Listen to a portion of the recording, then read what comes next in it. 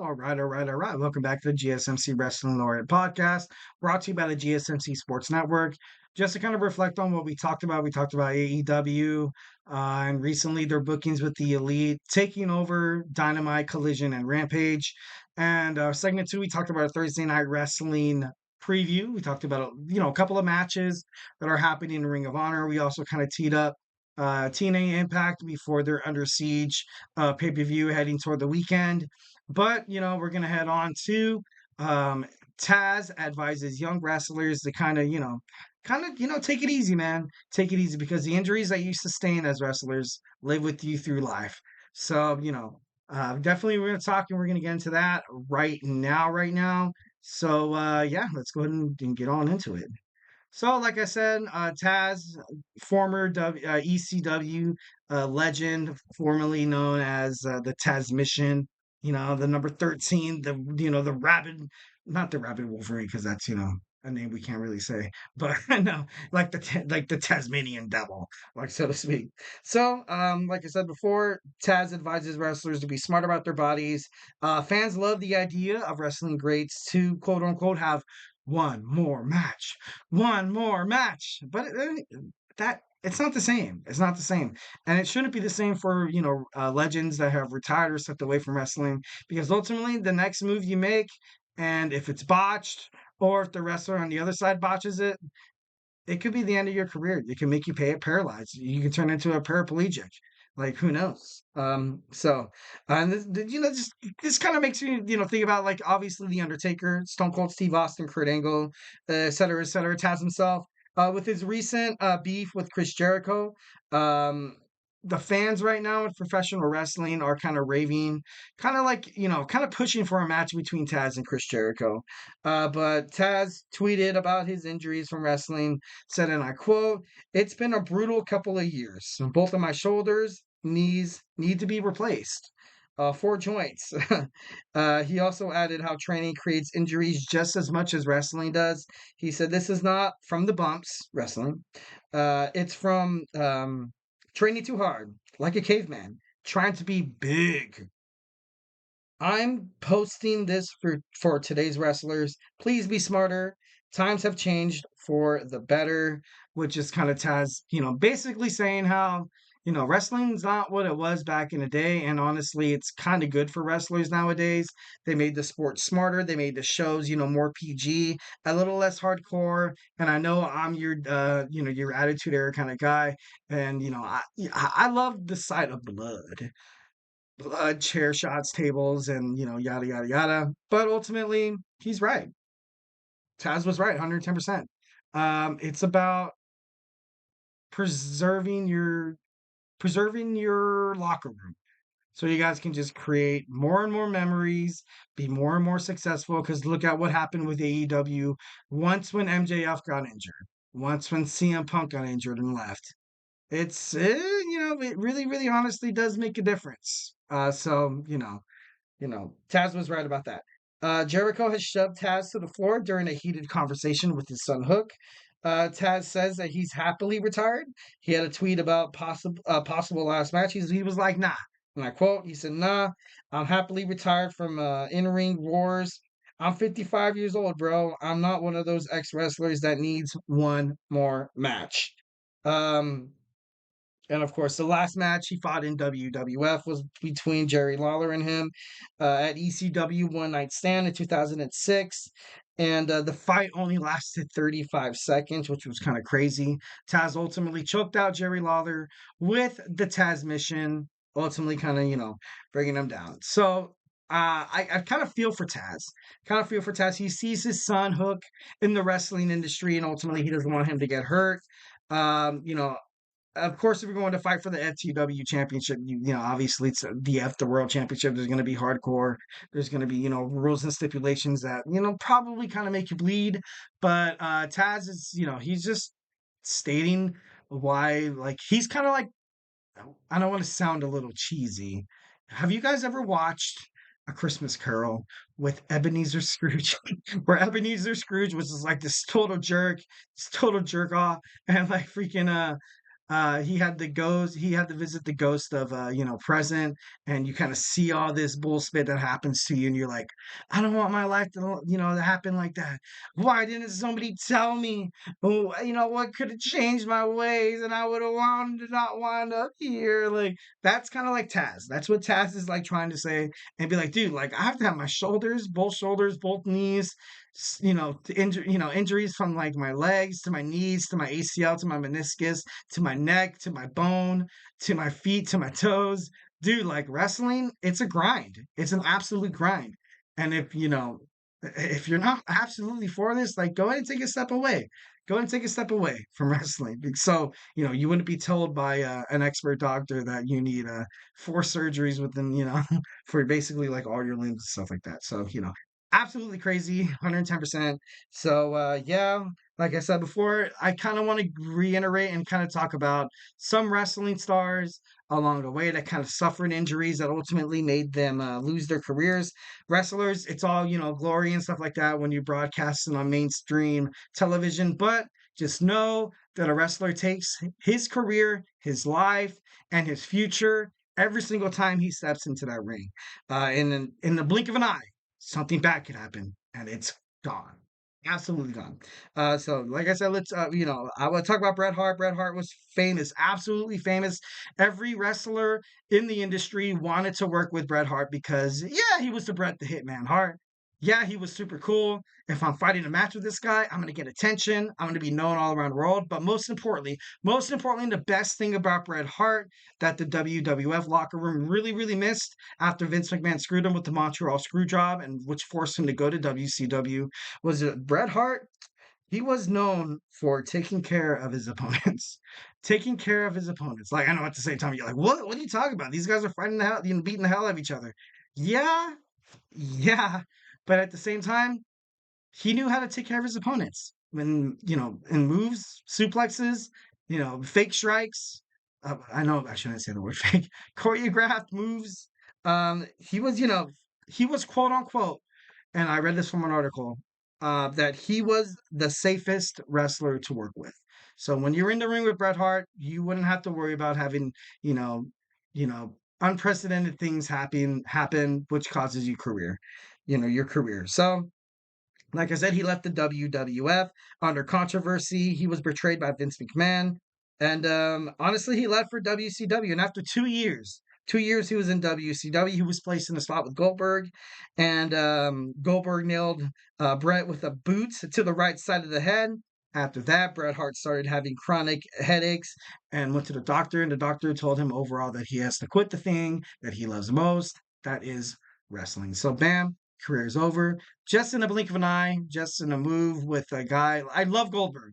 Love Goldberg, but I remember watching him on WCW, man. See him on WWE now. And I'm not trying to be a hater, but he can't wrestle. Goldberg wasn't known for his wrestling abilities. He was known for more of like an entertainment kind of aspect of wrestling. You had the attitude. You kind of had that. I don't want to compare apples to oranges here, but he kind of had that Stone Cold Steve Austin look. Ultimately, I feel like I don't know. It kind of sucked for Brett, especially when he definitely had some more years under his belt. But ultimately that kind of ended in tragedy. Next, you have Sid Vicious. Sid Vicious on WCW Sin 2001, he had a Four Corners match with Scott Steiner, himself, Jeff Jarrett, and Animal. Sid was asked by WCW management to perform a big boot off the second turnbuckle, and it didn't end well. It really honestly didn't. He was a traditional big man. He was like that Big Show, the Lars Sullivan, the Braun Strowman. Yeah, you want to see something different, and yeah, you want to keep the crowd guessing for more. But if you have someone's strong suit is being grounded and well managed, doing his thing from a standing attack as opposed to an aerial attack, you probably shouldn't really mess with this. But WCW pushed the envelope. They told Sid to do a big boot off the second turnbuckle. Sid Vicious's leg snapped in half. Literally, it snapped in half. He broke his tibia and fibula. I watched this match, and it was awful. It was so awful. I saw him come down, and like when he landed on his leg, I saw him kind of go down, and I was like, I was watching it, I think with my sister and my brother, and I was like, did you guys just see that? And they're like, what are you talking about? And then the guy lifts up, like he tries to lift up his leg in agony, in awe that he probably heard a snap, or he probably felt some pain, and he's like, what the heck was that? And the leg was like dangling. And oh god, it was one of the most horrific wrestling injuries in the industry's history. Definitely, 1,010%. I felt bad for Sid Vicious. Sid Vicious was definitely like he was with the WWF Attitude Era, made it to WCW. And if WCW management would have never told this guy, hey, dude, jump off the second turnbuckle, do a big boot. It'd be so cool, dude. It'd be so cool. Everyone, and then he snaps his leg, and they're like, ah. Looks over at the other guy. He's like, it was your fault. You told him to do this. And like, I don't know. It was absolutely crazy. Definitely, he sued WCW for it. Definitely something that, like I said, in an instant, in a blink of an eye, a wrestler's career could, end. And this, honestly, Darren Drozdov. Darren Drozdov, former NFL player for 3 years. He started in ECW, then signed with the WWF/WWE. And it was kind of crazy how he kind of came into it because Vince McMahon, when he was signed, basically implored the idea that, hey, like you're known as the puke guy, right? You were on Monday Night Raw and, you puked in front of thousands of people. So this is your gimmick. This is what I want you to do. I'm Vince McMahon, you're fired. That was probably a bad Vince impersonation, but, hey, I'm getting better. Anyways, so D'Lo Brown tried to perform a running power bomb.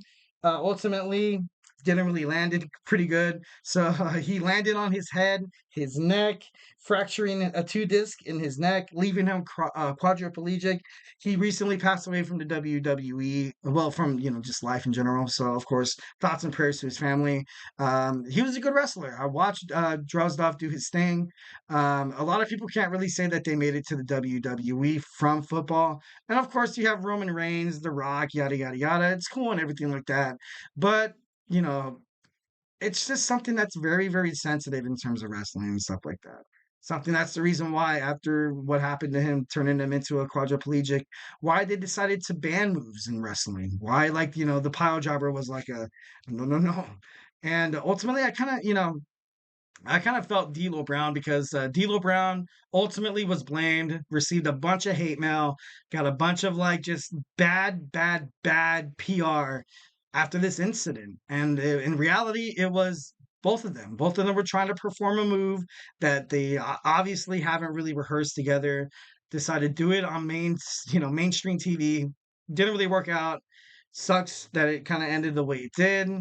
Feel for both of them. So um, absolutely another worst case scenario of wrestling stars, like basically, kind of getting screwed here.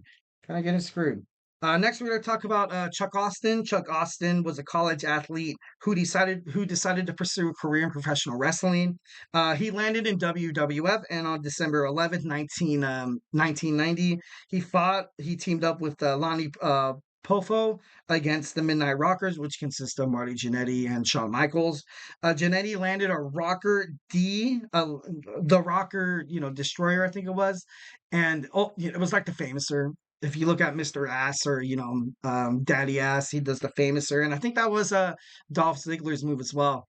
Ultimately, the leg came down on the back of the neck, down on the back of the head, and it was wrong. Marty Jannetty claims that it was due to the inexperience of Chuck Austin. That's the reason why what happened, which is absolutely kind of ridiculous. But so um, Austin decided to sue WWE. He won a settlement outside the court for $10 million. And honestly, his injury had a long lasting impact on WWE.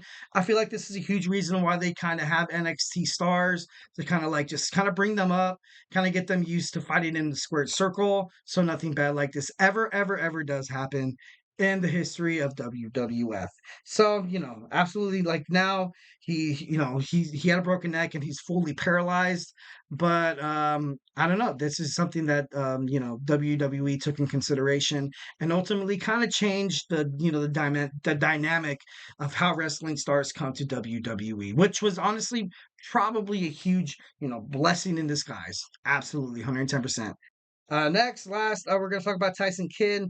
Tyson Kidd was a legitimate in-ring talent. He was part of the Hart Dynasty. Davey Boy Smith Jr. and Natalia, eventually becoming his partner. Samoa Joe in a dark match on WWE Raw hit a muscle buster that injured the spine of Tyson Kidd. Injured the spine, and Kidd describes it as losing feeling in your whole entire body for 5 minutes. That's scary. That's terrible. That's absolutely something that's unforgivable. That's crazy. Imagine like the fear, the emotion, like just laying there like what just freaking happened right now. Probably unsure of your future, probably unsure of your whole entire life. Imagine like, oh, I'm never gonna walk again.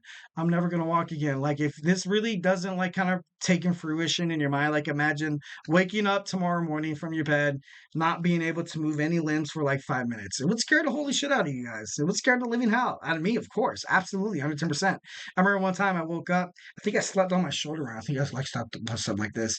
And like it was like numb. I cut off like circulation. I was like trying to move it. It wouldn't move. And I was like, oh, oh, like I was freaking out, man. Like, but of course I got the feeling back into it like, a couple minutes later, and I was like, oh, I didn't lose my arm, but no, like I know it has, this is nothing, comparing to Tyson Kidd, his injury and stuff like that.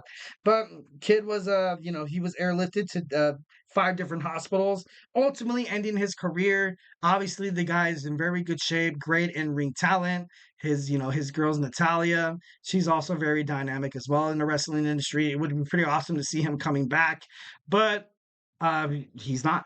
He's not, because these are injuries that happen in wrestling that happen in a blink of an eye, and then bam, sucks, absolutely sucks. Because who knows what Tyson Kidd would have done if his career stayed afloat in the WWF/WWE or NXT for that matter. Well, guys, don't go anywhere. We're running out of time, but we're gonna squeeze in that last segment. We have our superstar spotlight of the week. We have Swerve Strickland. So hey, don't go anywhere.